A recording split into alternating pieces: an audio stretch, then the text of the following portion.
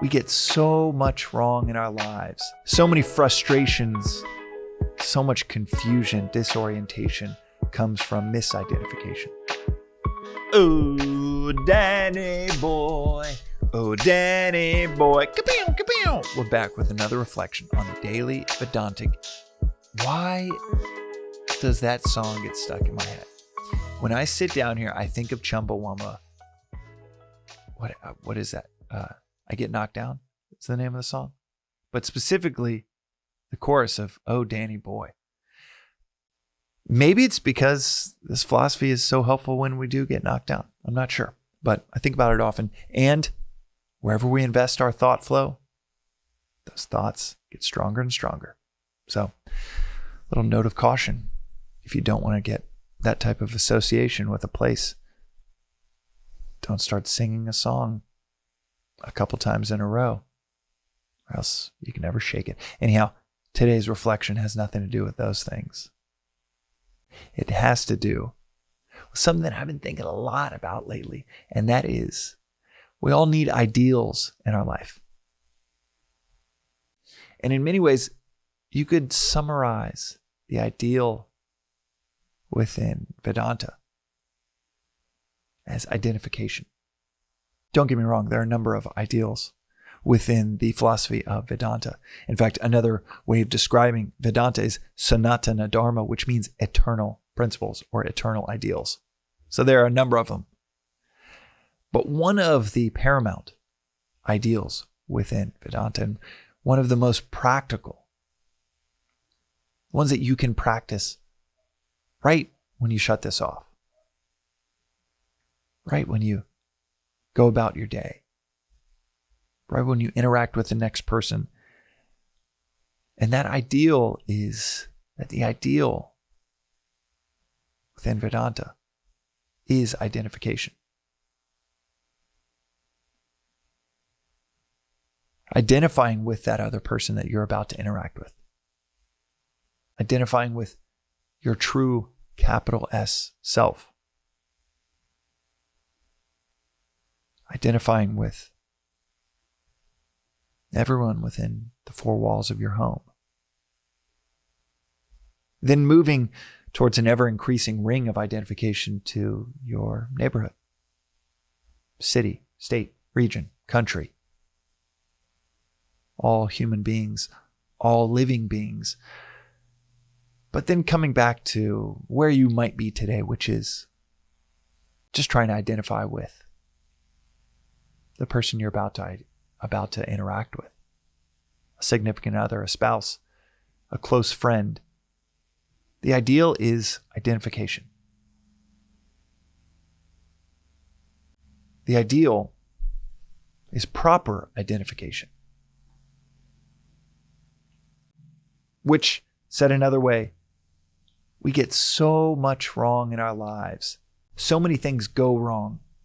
So many things blow up in our faces. So many frustrations, so much confusion, disorientation comes from misidentification. Comes from not knowing who we truly are. I mean that both in the practical or the profound sense that you might just in the practical side of things think, you know what, I'm going to try this role and this career out, and a whole lot of frustration and disappointment comes from that. You try out a few different sports when you're young, trying to find which one are you wired for? Which physical activity are you just duck to water you are just built for, to where it's a joy instead of a constant frustration?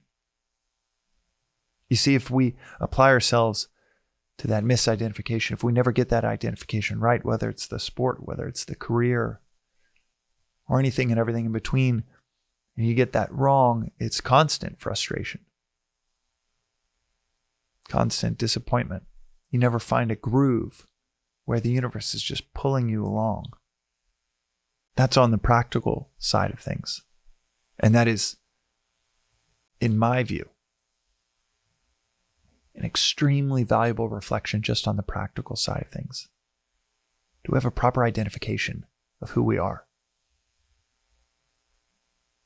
But the deep end of the pool with this philosophy is very clear that we all walk around with wildly misguided misidentifications of who we truly are deep down. Not in terms of sport or career or personality type, but who we truly are deep down. Consciousness itself. Sat Chit Ananda. Truth or existence. Consciousness. And bliss itself. Existence, consciousness, bliss itself.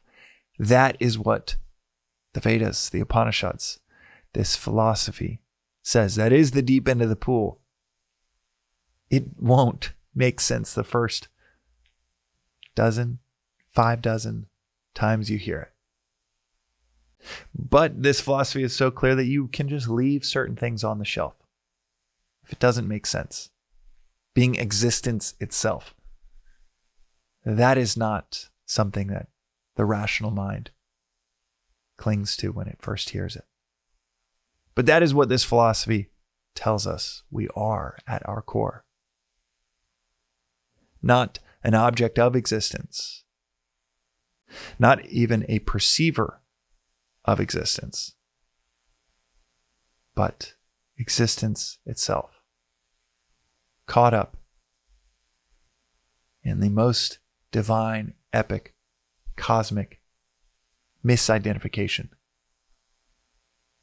as little old John Doe walking through the world in this tiny speck in this massive, unthinkably massive universe that you almost feel foreign to instead of essential to. The colloquial kind of conventional language is that this entire experience is a projection of the mind. A more technical articulation of this in the Vedantic lens is that this is all projection of ignorance, of misidentification. What's great about proper identification is that, like I said, it bleeds from the practical into the profound. You might have listened to the last 3 minutes, might not make any sense, and you put it on the shelf, but you find extreme value in the practical application of just identifying with the coworker. What problem are they trying to solve? How can I put myself in that customer's shoes? You end up with a phenomenally more effective product, phenomenally more effective relationships. You identify with your child or your best friend, and you see almost immediate harmony. You see on the practical side, this ideal of identification and expanding that ring of identification outwards. You go from someone that thinks that, well, who's going to look out for me, to every single person in the community looking out for you. Go from your teens or your early 20s of I just want to belong. I want people to admire me. How do I mimic those that belong and those that we admire? You fall flat on your face over and over and over again, and you let go, you give it up. You say, well, shit, maybe I'm never going to belong. This is Carl Jung's individuation concept that he takes from Vedanta as a daily studier of Vedanta. That concept of giving up, letting go, not needing for everybody to give you admiration, then allows you to listen, to see, well, okay, I might not belong, but instead of trying to be the village doctor, I guess I'm just going to be the village blacksmith, because that's what people seem to think I'd be good at. There's no real respect for that compared to the village doctor. I want that respect and admiration, but fine. All right, I'm going to let go. Because I've been banging my head against the wall trying to be that doctor. 7 other people in the 200-person village that are way better at that. And you let go. You become the best blacksmith the village has ever seen. You let go of belonging and you become the person that the community will never let go for as long as you live. Because you're so useful, so valuable. You end up being the most admired blacksmith and anyone has ever known, because you stopped just trying to be admired and mimicking. You began to realize that ideal of proper identification, even in the practical sense, instead of the misidentification. And harmony ensued. And that is what this philosophy says over and over and over again.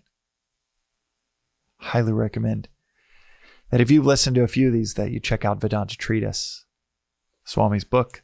That is, he's written 12, but that is the compendium, soup to nuts, beginning to end, explanation of the whole philosophy in super plain English. And these ideals are not only laid out just so simply, so beautifully simply, but that ideal of identification will come up over and over and over again within this book, within this philosophy. If you ever find yourself in the midst of a situation where you feel disoriented, disappointed, see if it's an improper identification. An identification that could be more ideal.